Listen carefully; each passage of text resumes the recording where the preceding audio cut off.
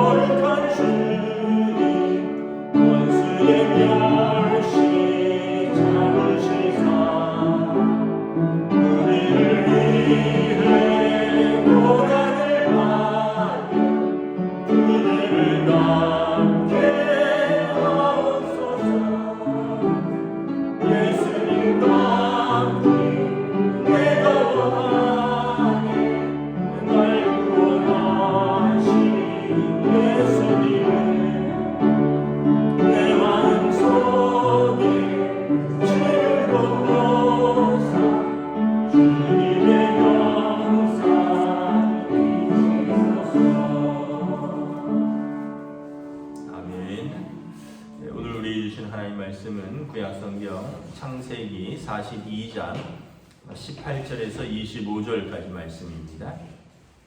구약성경 창세기 42장 18절에서 25절까지 말씀입니다.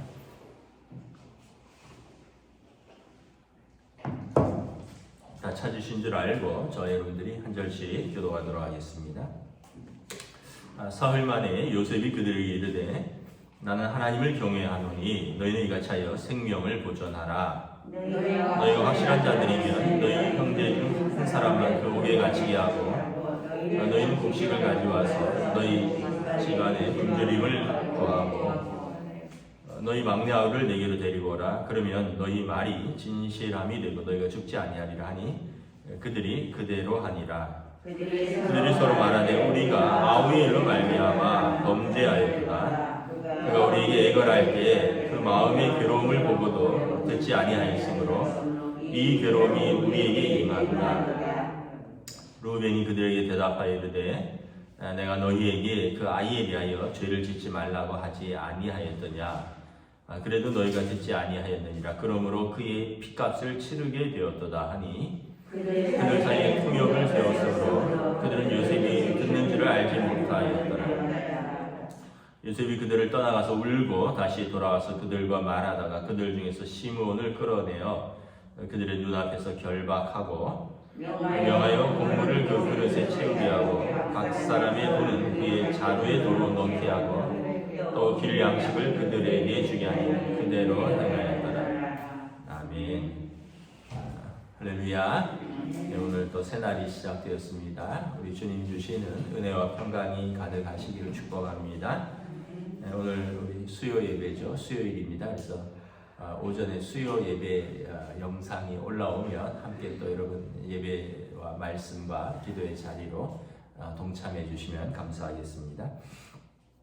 어제 말씀하고 이어지는데 이제 애굽뿐만 아니라 온 땅에 기근이 들었고 그리고 사람들이 곡식을 사려고 애굽 땅으로 왔습니다. 야곱도 그의 아들들에게 애굽에 곡식이 있다 하는데 우리가 굶어 죽을 수는 없지 않느냐, 애굽 땅에 가서 곡식을 사와라.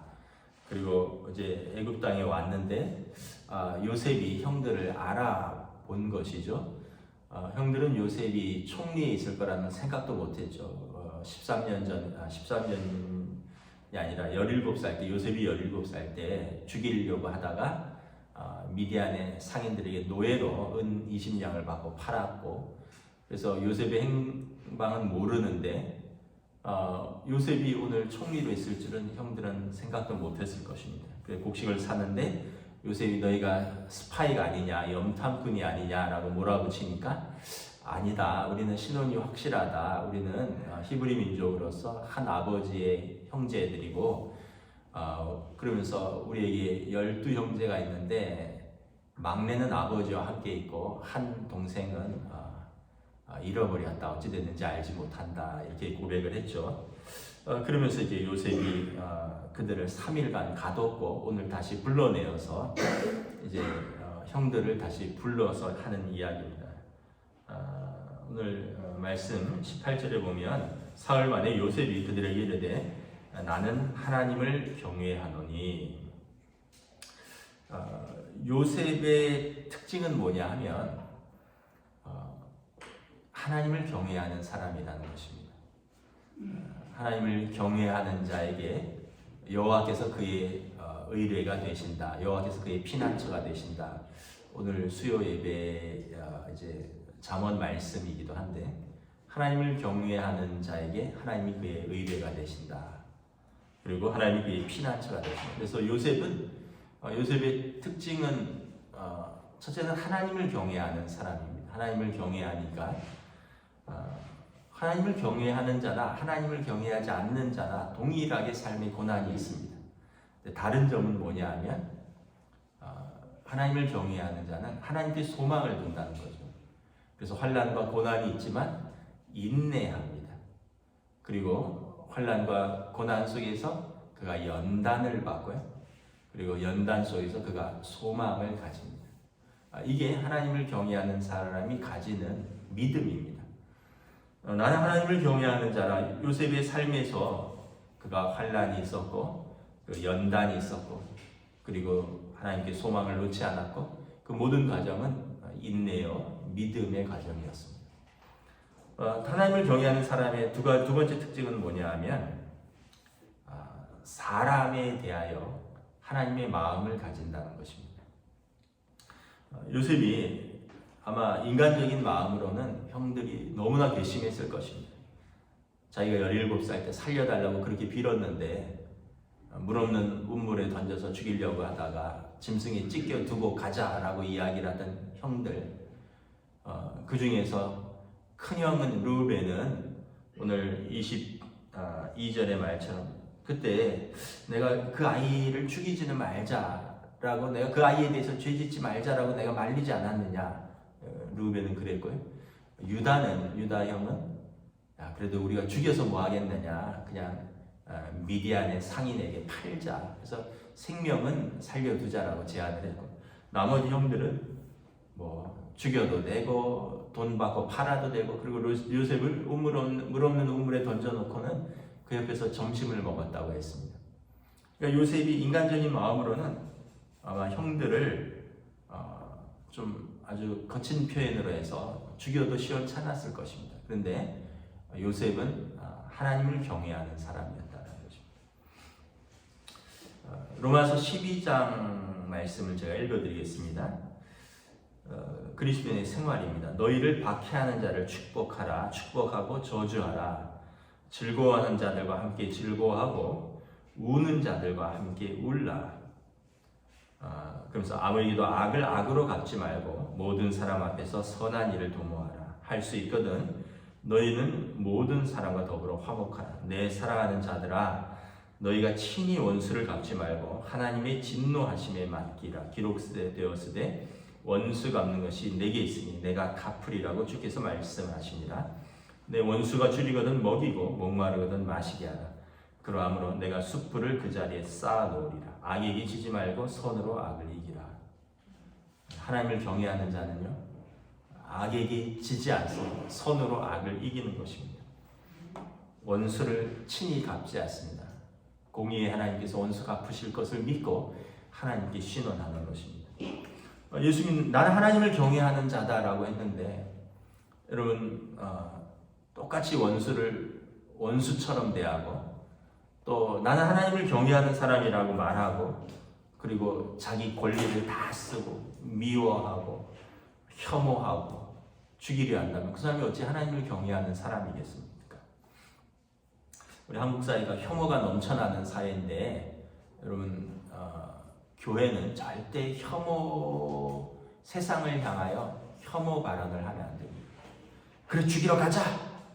안 되는 거예요. 그러면 안 돼요. 그 사람 죽어도 싸다! 그러면 안 되는 거죠. 그럼 우리가 하나님입니까? 누구를 죽일 수 있고 누가 죽어도 싸다는 겁니까? 우리가 사회에 일어난 현상에 대해서, 사회에 일어난 갈등에 대해서 우리 믿는 사람들은 절대 혐오 발언을 하거나 문제를 부추기거나 그리고 갈등을 부추기거나 그리고 미워하거나 해서는 안 되는 거죠. 그래서 우리는 여러분 오늘 말씀에 보면 아까 방금 읽었던 말씀에 보면 너희는 마음을 같이하여 높은 데 마음을 두지 말고 낮은 데에 처하며 스스로 지혜 있는 채 하지 말라. 누군가를 판단하고 누군가를 정죄하고 누군가를 심판하는 것은 스스로 마음을 높은 데 두는 것입니다. 내가 하나님의 자리에 서는 것입니다. 지난 주일 말씀에도 그런 말씀을 줬죠. 우리 권리를 다 쓰지 않는 것입니다. 하나님을 경외하는 사람은. 예수님이 그러셨잖아요. 하나님과 동등됨을 취하지 아니하시고 이 땅에 사람의 자리로 내려오셨고 그리고 죽기까지 복종하셨으니 십자가를 지셨습니다. 하나님 우리를 사랑하셔서 아들을 내어주셨고 아들은 당신의 권리를 다 포기하셨습니다. 그래서 지난 주일에 말씀에 여러분 심지어는 왼병을 치면 오른병도 맞아줘라. 속옷 달라 하면 겉옷까지 줄 수 있어야 된다. 오리 가자 하면 심리 가져라. 내 원수가 내게 부탁하면 구워주라. 우리는 여러분 내 권리를 다 쓰면 하나님을 경외하는 사람의 모습을 보여줄 수 없어요. 내 권리를 다 쓰지 않는 거예요. 충분합니다. 다 안 써도요. 우리가 아량을 베풀고 다 안 써도 우리가 어떤 사람인지 압니다.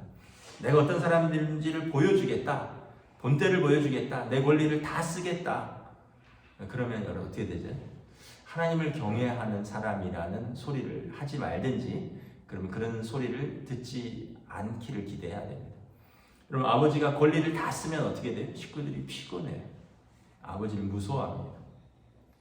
여러분 권위자가 권리를 다 쓰면 어떻게 해요? 그 밑에 있는 백성들은 힘들어집니다. 우리는 권리를 다 쓰는 사람이 아니라 때로는 하나님을 경외하기 때문에 주님처럼 권리를 포기하는 사람입니다. 요셉의 권리는 형들의 죄를 물을 수 있어요. 형들을 감옥에 가둘 수 있어요. 형들을 죽일 수도 있어요. 요셉의 권리입니다. 그런데 요셉은 나는 하나님을 경외하노라 자기 입으로 말했습니다. 그리고 이후의 과정 속에서 아시겠지만 형들을 용서합니다. 나중에 요셉이 말하죠. 아버지가 죽고 형들이 두려워합니다. 아버지 살아있을 때는 우리를 살려줬는데 아버지가 죽으면 요셉이 우리에게 복수하지 않을까. 형들이 요셉에게 울면서 애원합니다. 아버지가 죽고 아버지가 살아계실 때 요셉 너에게 형들을 용서하라고 하지 않았느냐. 이제 아버지 죽었는데 우리를 용서하라. 그랬더니 요셉이 뭐라고 하죠? 내가 하나님을 대신하리이까. 내가 오늘 이 자리에 있는 것은 형들 때문이 아니라 하나님이 나를 이곳에 세우셨다. 그래서 요셉은 온 백성의 부양자가 되었을 뿐만 아니라 자기 가족의 부양자가 되었습니다. 요셉 메시아상이 있다 그랬잖아요. 자기 권리를 포기하고 고난 속에서 자기에게 주신 사람들을 구원하는 메시아입니다.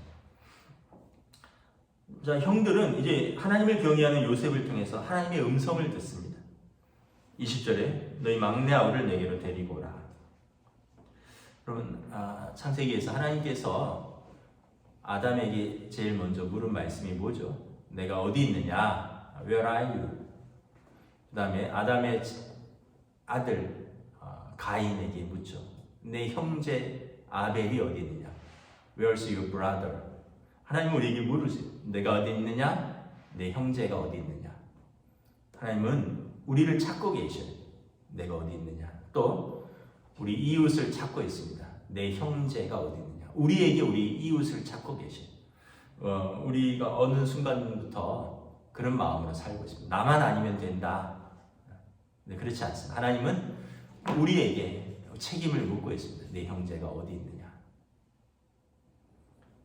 오늘 형제들이 요셉을 통하여 하나님을 경외하는 요셉을 통해서 하나님의 음성을 듣죠. 너희 막내 아우를 내게로 데리고 오라. 이 얘기는 뭐예요?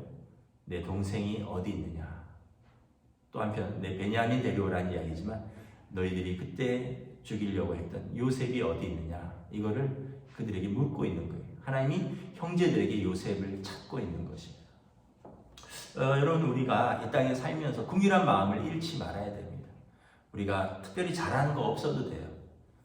다 잘할 수도 없습니다. 그런데 우리가 세상에 대해서 따뜻한 마음을 잃지 않으면 그것이 우리가 있는 사회를 따뜻하게 하는 것입니다.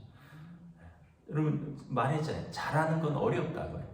공부 잘하기도 어렵고 돈 잘 벌기도 어렵습니다. 그런데 조금만 다른 사람에게 친절하기는 그렇게 어렵지 않습니다. 근데 사람들은 못하는 걸 하려고 애를 써요. 공부 못하는데 공부 잘하라고 아이들 닥달하고 막 혼내고 자기도 안 되는 거, 돈 버는 게 그렇게 어려운데 돈 버는 것 때문에 건강 상하고 다른 사람과의 관계 다 깨지고. 근데 정작 잘할 수 있는 건 뭐예요? 따뜻한 말 한마디 하는 거예요. 식구들한테 잘 하셔요, 여러분. 그거 그렇게 어렵지 않잖아요. 저는 제가 잘한다는 게 아니라 저는 아침에 일어나면 애들한테 잘 잤어? 이렇게 한마디 해요. 왜냐하면 누군가 나한테 식구들이 아빠 잘 잤어? 이러면 내가 기분이 좋더라고요. 그래서 저는 일어나면 아이들한테 잘 잤어? 학교 다녀오면 밥 먹었어? 뭐 먹었어? 여러분들의 주위의 사람들에게 따뜻한 말 한마디 하세요. 못하는 거 하려고 그렇게 애쓰지 말고 그렇게 돈 들어가는 것도 아니고요. 그리고 여러분들이 조금만 애를 쓰면 잘할 수 있는 것, 친절하게 하는 것입니다. 내 동생이 어디 있느냐, 내 형제가 어디 있느냐. 하나님은 우리에게 주신 사람들을 찾고 있다는 사실을 기억해야 됩니다. 이제 회개가 시작됩니다. 21절에 그들이 서로 말하되 우리가 우리 아우의 일로 말미암아 범죄하였도다. 회개는 뭡니까? 돌이킴이죠. 회개의 시작은 뭡니까? 죄의 인식입니다. 죄를 인식하는 거예요. 그리고 죄를 고백하는 거예요. 그러면서 죄로부터 돌이키는 겁니다. 이제 형들이 요셉 앞에서 요셉 23절에 보면 그들 사이에 통역을 세웠습니다. 요셉은 애굽 총리니까 우리 히브리인들의 말을 모를 것이다. 그래서 지금 통역을 통해서 얘기하고 있기 때문에 자기들끼리는 히브리 말로 하잖아요. 우리가 우리 아우 요셉의 일로 말미암아 범죄하였도다. 그가 우리에게 애걸할 때, 살려달라고 애걸할 때 그 마음의 괴로움을 보고도 우리가 듣지 아니하였는데 오늘 그 괴로움이 우리에게 임하였도다. 형들이 회개합니다. 죄를 돌아봅니다. 죄를 고백합니다. 그리고 22절에 루벤이 그들에게 대답합니다. 그때 내가 너희에게 그 아이에 대해서 죄를 짓지 말라고 하지 않았느냐. 그래도 큰 형이 말렸잖아요. 근데 너희가 듣지 아니하였는데 그러므로 그의 핏값을 이제 우리가 치르게 되었도다. 고난 속에서 죄를 돌아보는 거죠. 고난의 유익이, 고난이 나쁜 것만은 아니에요. 고난 속에서 자기를 돌아봅니다.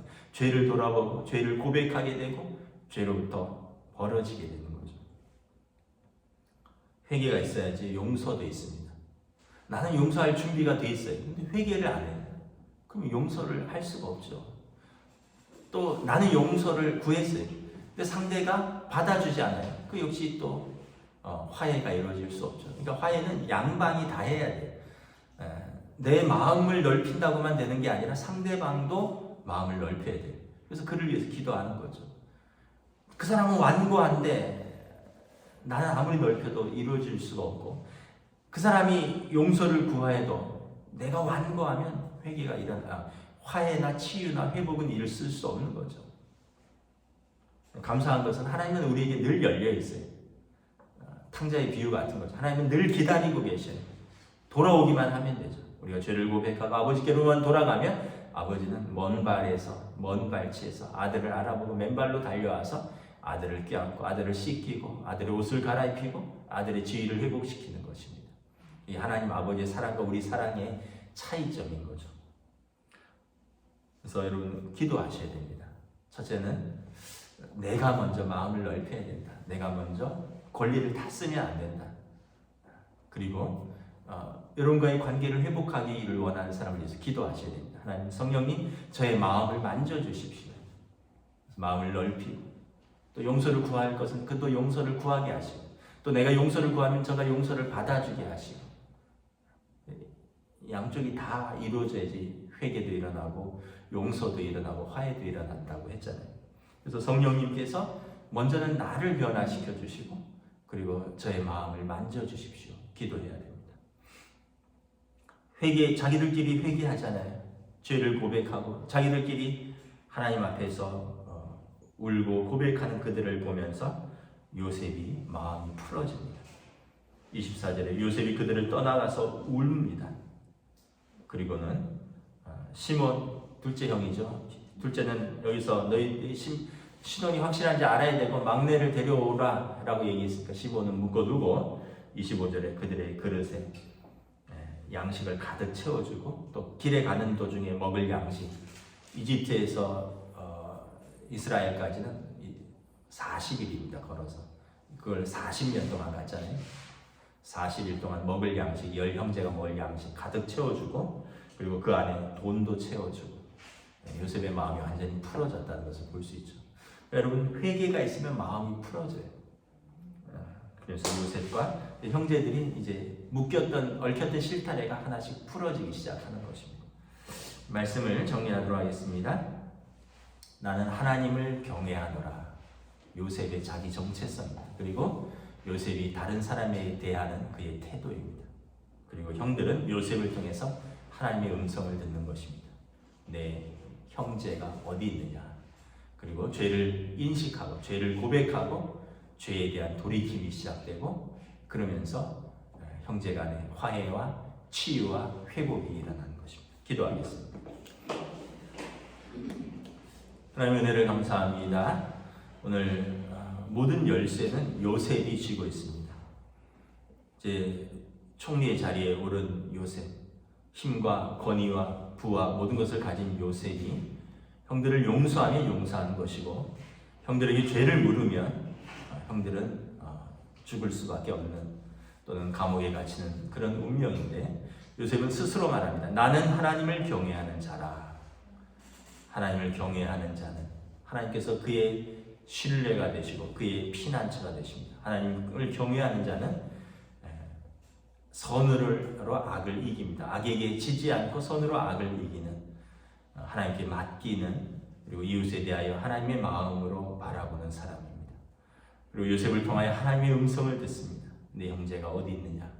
그리고 회개하고 그리고 그들의 삶에 돌이킴이 시작되고 그러한 과정을 통해서 깨어진 형제들, 깨어진 관계가 치유되고 회복되는 실마리가 풀어지면서 하나님 앞에서의 큰 은혜들이 시작되는 것을 바라봅니다.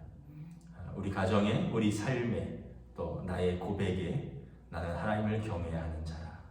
내 형제가 어디 있느냐 주님의 음성을 들으며 우리의 삶에서 우리가 마땅히 지켜가야 할 믿음의 선택들, 믿음의 삶을 살아갈 수 있도록 성령님 인도하여 주시옵소서.